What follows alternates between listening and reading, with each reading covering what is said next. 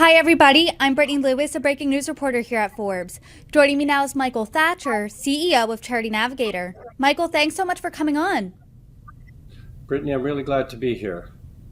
Before Thank you we for having dive, of course, before we dive into the conversation, can you first explain what Charity Navigator does? me. Sure. Charity Navigator is the nation's largest independent evaluator of nonprofits. We rate about 200,000 charities and provide information and resources to donors. We do this for free. And we don't charge the charities, and we don't actually charge the donors. So it's a free resource just to help you be more effective with your giving. This is a really timely conversation because, as we know, a magnitude 6.8 earthquake in Morocco killed close to 3,000 people and injured over 2,000 people. This is the country's deadliest earthquake in around 6 decades. So when people hear this, obviously they want to help. What should the first thing people do to make sure they're donating to the best place to get affected people the aid they need the fastest? So there are a couple of things, and I like to think of this as a three-step process. When something bad happens in the world, and I think the earthquake in Morocco is, sadly is a great example of this. You're affected. You're affected by your feelings. That's normally where giving comes from, is this emotional hit. Take that feeling and get specific with it, right? The earthquakes happen. What about the relief do you care about? Is it getting water and food to people? Is it housing? Try and get specific in that. Step two is think and protect. And what I mean by that is when bad things happen in the world, bad players also show up. And you want your donation to go to a highly effective organization. You don't want to get scammed. So the way you do that is you do a little bit of research, come to a site like Charity Navigator, go to a search engine and look up the organizations. You want to know it's a legitimate organization. You want to know it has a track record on disaster relief. And then the last thing, and probably the most important, is you got to take action, right? Don't just feel and think, but actually do something, right? Because if you're not actually taking action, nothing happens, right? So the last thing is either make your donation, volunteer. I would say in the case of an earthquake, it's probably better to make a donation and let people know how to go in and actually make that difference. Let's dive a little deeper here. Obviously, when you're donating to a charity, you want to make the most of that donation. So how do you tell which charities are what you just described as highly effective? So the way we do this at Charity Navigator, we have a rating system that's trying to give you a holistic view of what is a good organization. We're looking at good finances. So we want to know that they balance P&L and that they have reserves. They're able to exist successfully and financially, and they're good stewards of donor dollars. We want to know that they have good engagement with the people that they're serving. So think of using feedback loops as a way of improving their service delivery. We call that culture and community. We also look at leadership and adaptability. Do they actually have strong leadership, and are they able to make a difference, and they have a clearly articulated plan for that difference? And then finally, and probably most importantly, action results. The way that all kind of comes together, we look at these 4 areas. We then issue a 0 to 4-star rating, and that helps people make decisions on what are going to be highly effective organizations. You mentioned earlier in the conversation that when people hear there's a disaster, you immediately feel something. Most of that's despair, some of that's how can I help? And Chief Relationship Officer at Charity Navigator, Kevin Scally, your colleague, did say this: give with your heart, but also give with your head, which is something that you've just touched on. So what's the best piece of advice you could give where you are doing both, giving with your heart and giving with your head? I think, again, let the feeling sort of guide you where you want to be giving and what specifically you want to do. But then using your head is basically finding the most impactful organization that's making that difference, ensuring that you're giving within your means. I think it's important not to overstretch. In other words, give until it feels good. Don't give until it hurts. And so I think that's where, do your research, but also allow the feelings to carry you. And then I'll say it one more time, you got to take action. I want to talk about the unfortunate downside when it comes to giving. When people rush to help, there are also bad actors. And the FBI's website says this: charity fraud schemes seek donations for organizations that do little to no work. Instead, the money goes to the fake charity's creator. While these scams can happen at any time, they are especially prevalent after high profile disasters. Why do you think high profile disasters are so prone to this type of fraud? I think the real it goes back to the emotional side of things, and this is where the feel and think really are important, because when we're emotionally triggered, we want to take action instantly, right? We have this feeling like I have to do this right away. What you'll see with the fraudulent charities is that many of them are lookalikes. They're not actually legally registered charities; they're fake charities, and so this is where the thinking comes in. Look up the organization. I would also ask any organization that's asking you for money, what is their employee identification number, or EIN? It's essentially like a social security number. If they can't articulate that, I would start looking elsewhere. You want to know that you're giving to a legitimate organization. Are there any other tips to protect yourself? Because people always want to help, but I don't want them to fall prey to these types of scams.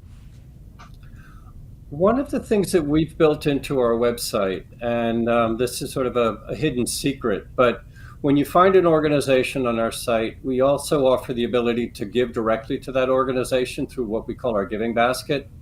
That giving basket won't let you give to a fake charity. So it creates a bit of a filter. It may allow you to give to more effective or a less effective charity, but they're legally registered 501c3 nonprofits in the United States, which also ensures that you're getting the tax donation capability of that donation.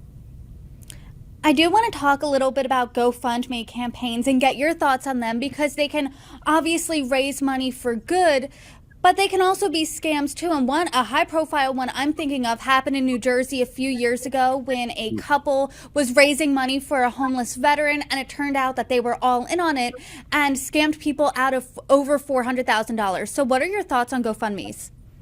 So I know that GoFundMe spends an enormous amount of time and effort on ensuring that they weed out any fraudulent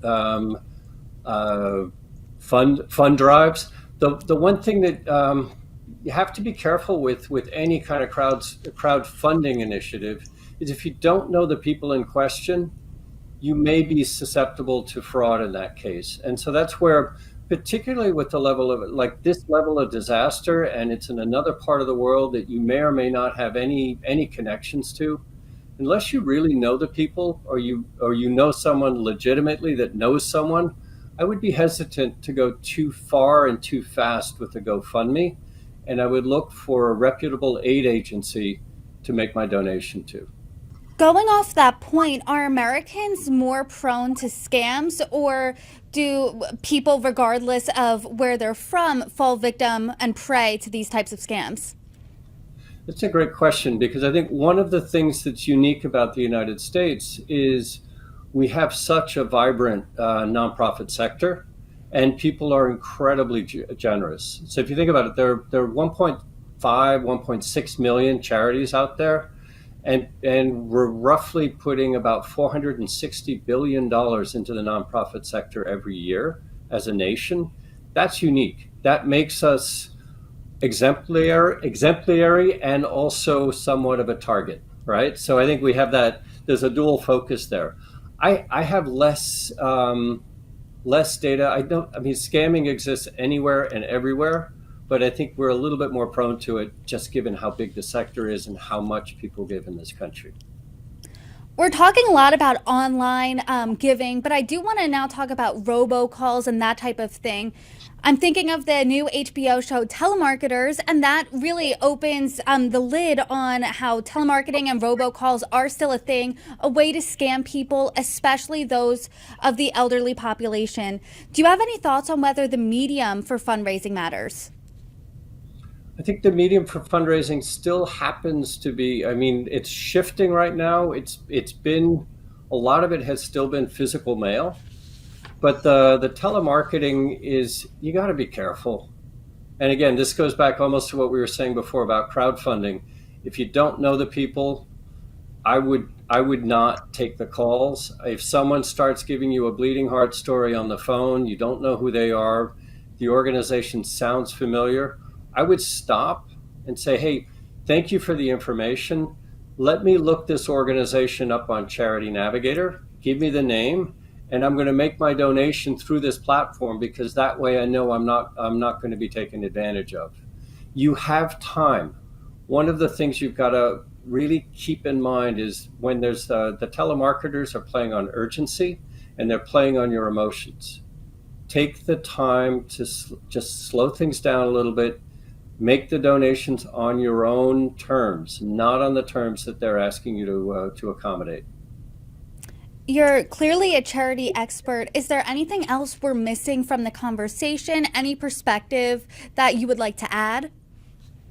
I think one of the things, this is just something, bringing it back to Morocco, we've created a curated list of highly effective organizations that are focused on the Morocco earthquake. So what we do is we look at they're the top rated organizations, either 3 or 4 star charities. They are dedicated to doing something focused on the disaster. And then the last piece is that they actually allow donors to dedicate their donation to that specific issue. So that gives a level of assurance to someone who is perhaps in a rush, but wants to be able to pick from about 15 to 20 organizations focused on things like water and sanitation, medical supplies, temporary shelter. So we've tried to categorize it. We try to make this easier for you because none of us, I would say the average American or the average individual globally is not an expert on earthquake disaster relief. When you're looking at this criteria, what's the most important piece of it for you? For me personally, I want to know that the organization I'm giving to is making a difference and has actual impact and is able to articulate their impact. The other thing I care about is strength of leadership, because organizations are going to have, better and worse years. Times are tough right now. Things are changing, and so you want to know that the leadership team and the board of directors of that organization are actually running a tight ship, and they're able to adapt to things as they come. Michael Thatcher, thank you for joining me. Brittany, thank you very much. Let's make a difference in the world.